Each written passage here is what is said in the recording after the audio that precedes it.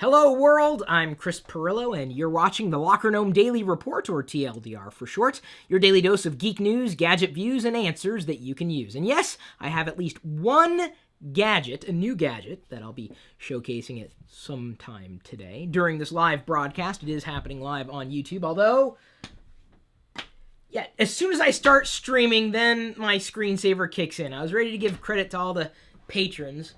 All right, nobody look at my password here. Oh, that was the wrong one. Teletubby. Shh. Got Tinky Winky over here spilling state secrets. Let me go ahead and thank the 439 patrons. You can become a patron by signing up at chrispirillo.com. We're using the Patreon service, but it's easier to tease off to that custom domain because I know that some people do want to visit the websites that I operate. That's an assumption, really, because no one seems to visit chris.pirillo.com, which is different from this one, or lockergnome.com. Do you visit, hun? Don't lie.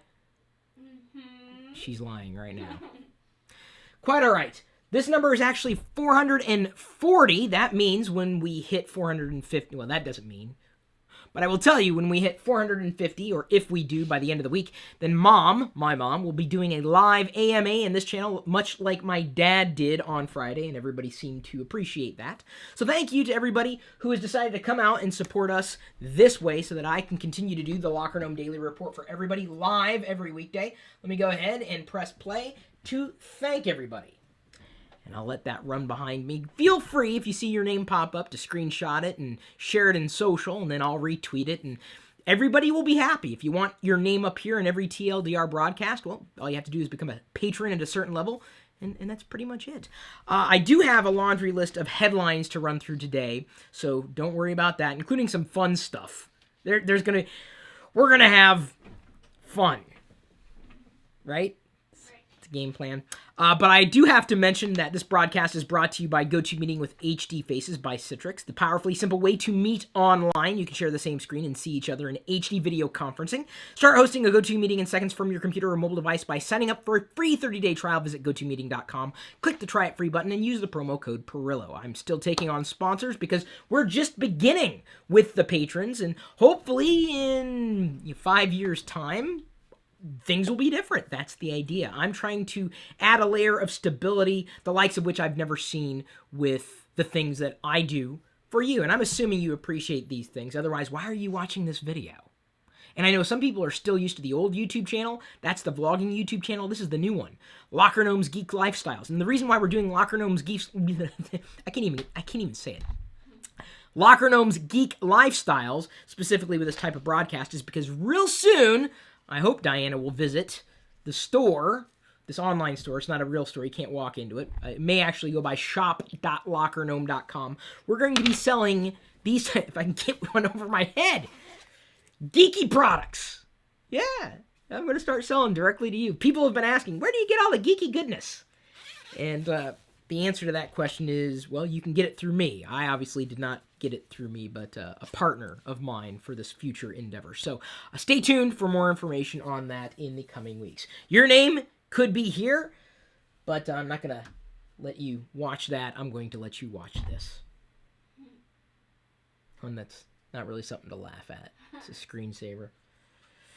Probably a lot more entertaining than the rest of this video is going to be. Gartner had a report that was released. We discussed this yesterday, that the iPad, its market share has shrunk. That being said, Apple is still selling more units than each individual Android tablet manufacturer, which means Apple, at 70 million iPads sold, is compared to the second place would be Samsung at 37 million tablets. So Apple may not have the market share, but it's selling a lot, and considering each company is, well, one company unto its own, right? I mean, Samsung doesn't share money with HTC, doesn't share money with Lenovo, right? So Apple may not have the overall market, but in terms of making money, it still tops. Just wanted to throw that in there as a deeper look at the surface numbers. Some Android fans were, hey, yeah, Android's winning. Well, Android's winning, but maybe not in the places you would hope for it to win. In fact, another headline that was released today,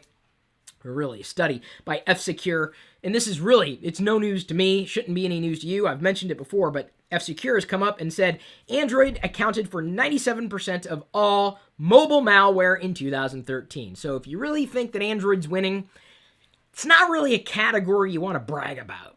You know, I'm just saying. I mean, there are ways around it, right? Downloading through official app stores.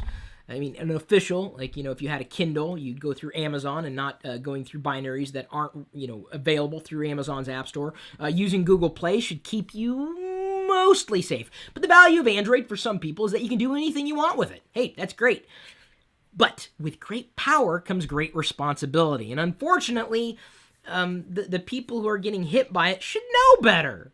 But, you know, you're taking life into your own hands at that point if you choose to do that. It's completely up to you. I'm not going to say what you could or what you should or should not do. You want to do it on your own phone, your own device, knock yourself out. Of course, then once you get impacted by malware, hang on, there's a floaty around here, then it may impact everybody else that's on the internet because it could turn your phone, your tablet, your computer into a zombie.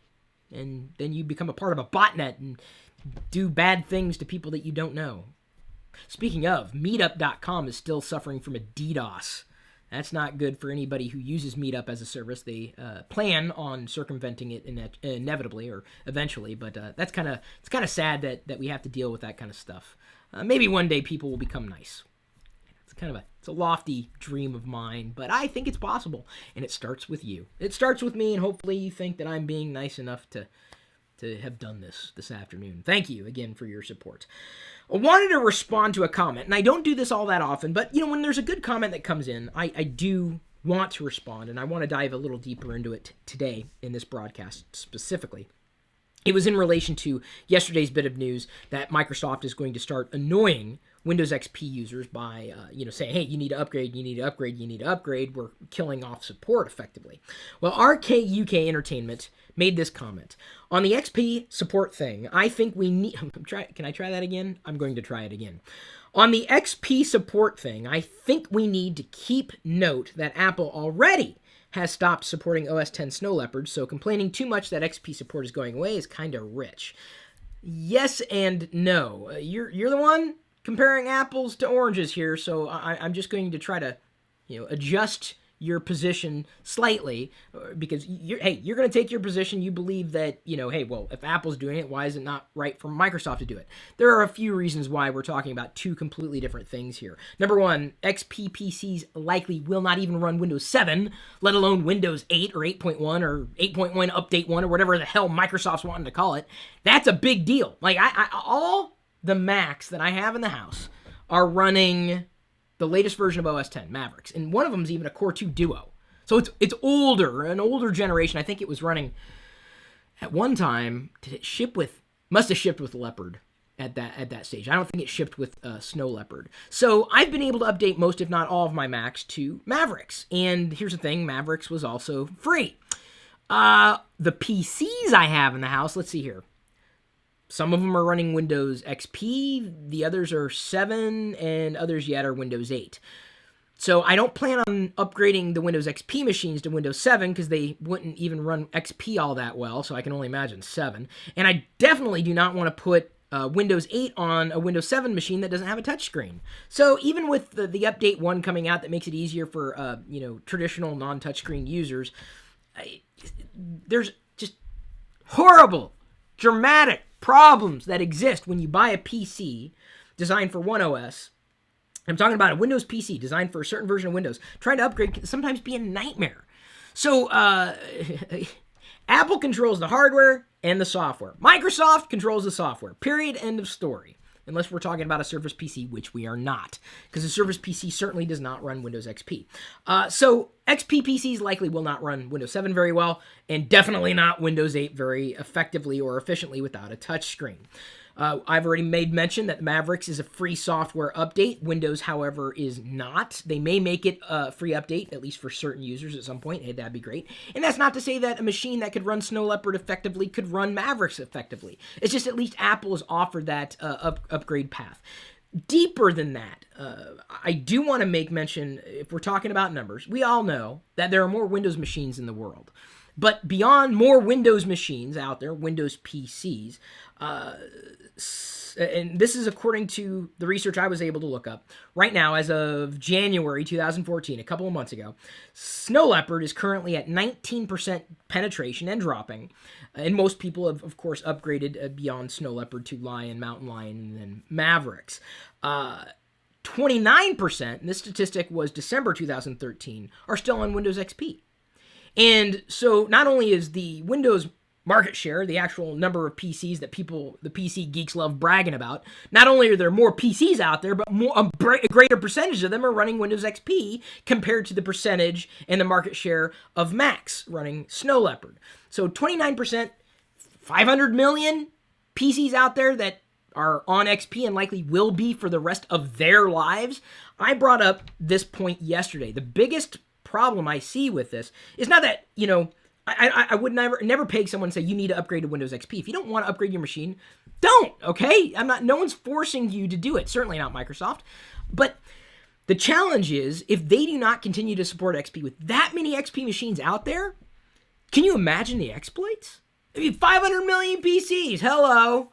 But they're obviously not the latest and greatest. But they're still working, especially in places that have no plans on upgrading the PCs to a newer version of Windows, even if it's a quote-unquote better version of Windows. So percentages are higher across the board, and that, unfortunately, does not fall in Microsoft's favor. So be careful when you want to say, well, Apple's doing it, therefore, it should be okay for Microsoft to do, because they are really in two completely different camps here. Not just the type of users, but specifically the way that operating systems are released, managed, and those users are generally engaged. Microsoft's in a tough position. It's difficult to have a product that worked so well that nobody wanted to upgrade. But I can tell you this, Windows 8.1 Update 1 is no replacement for Windows XP on a machine that runs XP fairly well. So I just wanted to make those, I think it was at least 5 points in there in relation to the comment, which I think your heart was in the right place. You just needed to think it through just a little bit more. And that's not slagging you at all. I'm just saying you can't just look at one number and assume that it's going to be the same across the board. You got to take a multi-pronged approach to your analysis, especially when you try to compare apples to oranges. Microsoft is releasing Windows 8.1 Update 1 to manufacturing, which means we should see it rolling out at some point in the near future. One of the bigger features, I would say, for existing Windows 8 users on traditional PCs that don't have a touchscreen is I had to take a breath, is the ability to boot directly into the desktop, bypassing the modern experience. Doesn't mean that the modern experience is completely disappearing altogether. It just means it'll be easier for you to ignore. Microsoft really screwed up. I said that Microsoft was going to screw up before they screwed up. I tried warning them. Nobody seemed to like me for that opinion, but I was right. What do you want me to say? I'm not going to be sorry for being right. I'm not going to be sorry for telling you my opinion. That's just the way it is, right? So, right or wrong, I don't care if you disagree. Facts is facts is facts is facts, no matter how much you want to try to bend them to suit your myopic view of the universe. Now, if you want to learn how to use your iPad as your only PC, and let's face it, the iPad is more of a PC than my first PC, which happened to be a Commodore 64, which wasn't even my PC. My first PC didn't even have a hard drive in it. It was just floppy disks. Crazy. How far we've come in such a short amount of time, especially in the greater, the greater period of humanity. Right? How do I want to say this? I'm not an anthropologist. Either way, I'm saying that, we've certainly evolved. We do have a guide for everybody to download if you want for free, how to use your iPad as your only PC, your only personal computer. Hello. Hardware, software, platform, experience, personal, very personal. I can't think of a more personal computer than a phone that you carry with you wherever. And I'm sure there are like one or two of you out there who carry your desktops around wherever you go, strap the monitor in front of your face and backpack for the PC. Hey, knock yourself out. You want to do that? Who am I to judge? IDC expects PC shipments to fall by 6% in 2014 and decline through 2018. Yikes, that's not good news. That, again, I've got to say, if you love the PC, the traditional PC, the Windows box, to play games or whatever the hell you want to do with Windows, Not slagging you at all. I'm not saying you're wrong to make that choice. Hey, it's your money to spend however you choose. I think that's, if you enjoy that and that's a part of your identity, great. It's certainly not a part of mine. It's just technology. But to see not just these studies come out, but actually see use cases. I mean, that in real life, I see fewer and fewer laptop computers when I'm out and about, going into a coffee shop in Seattle, or, certainly when I'm traveling, because they're not really lightweight. Even the lightweight laptops, not as lightweight as, say, a smartphone or what we might determine as a tablet PC. So it's going to drop by 6%. That's an additional 6% because it's been declining year after year, and IDC expects that it's going to continue to decline through 2018. That does not mean that PCs are dead necessarily. It just means that their place in the market is shifting. And I guess I equate, who is it, the PC Master Race? It's not my nickname for him, but I'm not going to draw any allusions to Hitler and, Aryans and everything, but I'm not the one who chose that. I guess I would equate them as extreme power users who are doing fantastic things, pushing the boundaries of hardware and modifications, much like car enthusiasts do. I enjoy going to car shows with my dad when I can, because he knows a lot about cars and he loves cars. He's never built his own car, but he loves them. And he loves them at that deep level where he can just go and look and admire the craftsmanship that goes into building the cars. And I guess I would place the power PC users in the same category. And I think that's nothing to be ashamed of at all. I'd be very, very proud if I was a part of that experience of building your own system. But unfortunately, in terms of the grander scheme of consumer electronics, it's taken a pretty big backseat, and that's going to continue to decline. Hey, don't hate the messenger, or don't shoot me, please. That's hate IDC, hate the industry, hate people for, making better decisions for themselves based on the money that they have and that you don't control. Slow broadband can wipe out 20% of your home's value, your house. This was something that Pim is his name in the Netherlands sent me a link for this particular article. At least in the UK, this can impact the value of your home. If you live in an area that has sucky options for internet, that could really suck when it comes to buying. Now, selling. When it comes to buying, it could be your advantage if you don't care. But of course, if you're watching this video, I'm assuming you care about broadband options. I do wish I lived in an area that could get fiber, because there would be greater competition. I do not at this stage. I don't really, in my mind, I don't really have an option in between cable and DSL. DSL is broadband-ish. It's an extreme-ish. But, this is something that I thought was kind of funny.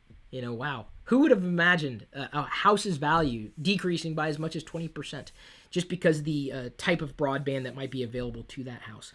Facebook is reportedly in talks to acquire Titan Aerospace, and they make these solar-powered drones. And the idea is that Facebook could bring internet access to developing countries. One of the reasons why WhatsApp was acquired by Facebook, and I mean not just because of its user base, but specifically because of Zuckerberg's idea, or his...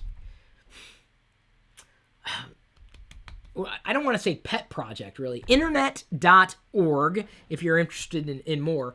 The idea of bringing the internet to people who may not have access like you or me. And let's face it, if you're watching this video, chances are you have pretty decent access. Not everybody does, and there are a lot more people in the world who don't have decent access compared to those who do. So they have to rely on these types of technologies to be able to communicate, to access information, which is very, very, very valuable. I mean, knowledge is power, and access to information to me it's just one of those fundamental needs, and I've been saying this for years and years and years. When you have access to that stuff, it's just so powerful.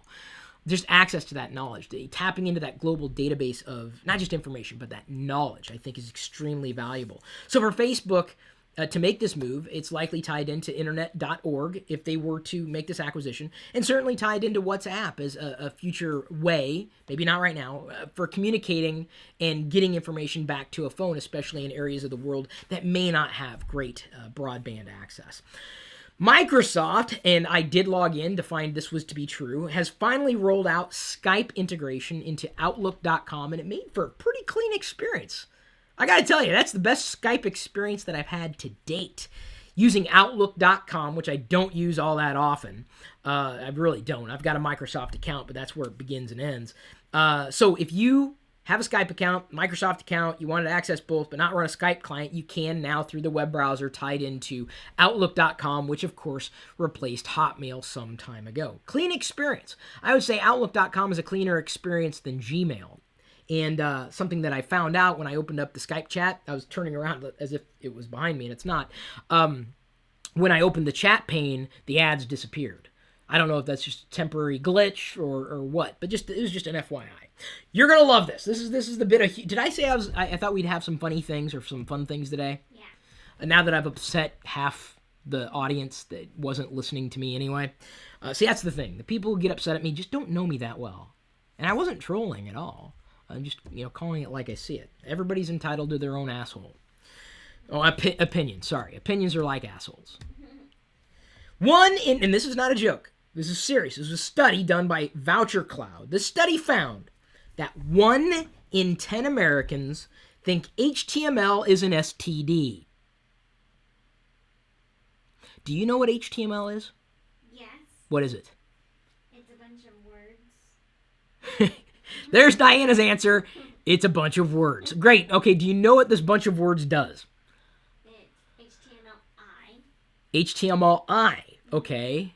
And then there's HTML. It's document. It's document. Well, you're pretty close. It's a bunch of words. It's a bunch of words. It's the hypertext markup language. It's effectively the plumbing that makes web pages render the way they do. It's the easiest way to explain it without getting too technical there. 1 in 10 think HTML is an STD, a sexually transmitted disease. I hope you don't have HTML. My God, if you have HTML, penicillin can't even clear that up. And let me tell you, I want to talk about STDs. I'm so embarrassed of... Right. Diana wants me to stop talking now. I think they're calling them STIs now, not STDs. Yeah. STI. So that even STDs, don't ask me how I know. Hey, knowledge is power. So, speaking of STDs, which is something that I very rarely segue into, I am so embarrassed. I realize this could go personal before it veers elsewhere. I am so embarrassed with the designs of some of our websites. I am so sorry. I'm not a designer. I don't know many designers, and the designers that I've met either never finished the job, are way too expensive, or they are not designers who I think should have designer in their title. So I really am embarrassed with some of the ways that we've had our websites designed. I apologize for that. I'm saying that my web design is like an STD. Just disgusting, really. Sorry about that. And I paid out the nose for some of that design, which is even worse, I feel like a whore that way. 77 of those respondents... Oh, I'm not done with this list yet. We're not done with the STDs. 77% of the respondents could not identify what SEO meant. Do you know what it means? SEO. SEO. Is right under CEO. According to Diana, 27% identified gigabyte as an insect commonly found in South America. Diana's giggling. Why? Because that's a pretty good assumption. That's a good assumption, she claims. I don't know if they can hear you on the mic. You're pretty soft-spoken, so I'm just repeating in case you guys can't hear what Diana's saying. No, that's not what a gigabyte is. 27%, though. 42% said they believed a motherboard was the deck of a cruise ship. Diana was one of them, apparently. She's nodding in agreement there. 23% thought an MP3, and I love this one, was a Star Wars robot. MP3. 23% a Star Wars robot. I'm starting to feel like a late-night talk show host here going over these stats. 18% identified Blu-ray as a marine animal. Well, if Diana's laughing, I can only assume one other person is out there as well. 15% said they believed software is comfortable clothing. Software. It's true. I love wearing software. 12%, and this is the last one, said that USB is the acronym for a European country. USB. I don't know which European country that would be, at this stage, but very, very interesting. The links, by the way, for everything I'm talking about are in this video's description, including a link to where you can download Intel's ClearSong open type font. It's a part of their open source software library, and you should check that out if you haven't already at 01.org. Project Spark, where you can build and play games on Windows 8.1 and Xbox One, has the beta sign-up available at joinprojectspark.com. Radio Shack is set to close up to 1,100 stores, so you know what that means. It means that you're no longer going to be able to get batteries for routers and things that don't require batteries when they try to sell you batteries to buy. It's not very good to hear this, though. This failing business is never something to celebrate. Well, I can't say never something to celebrate, but I wouldn't celebrate this death, if only because Radio Shack has been an institution. It's been difficult for them to eschew their namesake, Radio Shack. Last time I think I went in there, it was to buy a replacement capacitor for one of my Tix clocks, and repaired it myself. It was the only bit of electronic soldering work that I ever did effectively. I almost burned myself on a soldering iron because it shot off the table because it was corded, and I went to grab it on instinct, and luckily it had already shot off the table before I closed my fist. This is the reason I'm not an electrical engineer. This is the reason why I'm not a smart guy. I'm a wise guy. Not a wise guy. I'm just a smart ass. I'm just going to leave it there. So Radio Shack may be closing a store near you. Something that we found online that you can get if you want. This is completely up to you. We love finding these geeky things that you can surround yourself with. It's crime scene tape that you can use. Yeah, cellophane crime scene tape. Oh, that's awesome. Isn't that pretty cool? You don't want someone to enter your office or look at your screen or whatever. Yeah, it's fun. Or your front door. Just have tiny crime. It would have to be a very tiny door. Now that I think about it, hon. I don't know if I'd necessarily go that far. We also found out that Amazon is selling their Kindle, that would be the Kindle Paperwhite, as well as the regular old Kindle, for $20 off today. Which means if you wanted to have a Kindle, much like this one, you could for $20 off. We've got the link again in this video's description for you. Hopefully you're watching within a day's time. Roku has got their streaming stick, and that's something that if you wanted to have, access to YouTube from your TV and it's not a smart TV and you don't have a Chromecast for $29, you can now, and you wanted Roku's service, you can get it now. They're dropping the streaming stick price to $50, FYI. Apple spent more than Google on acquisitions in 2013. So anybody says, Apple's got to buy all their new technology. Well, apparently you're not paying attention because Google does too. As does Microsoft, Amazon, Facebook, pretty much every one of the big ones. That's what they do. It's not if you can't beat them, join them all the time. It's just sometimes it's easier to pay for someone who's already doing it well, like Nest, doing it very well. It was easier for Google to buy them. But Apple is apparently spending more than Google.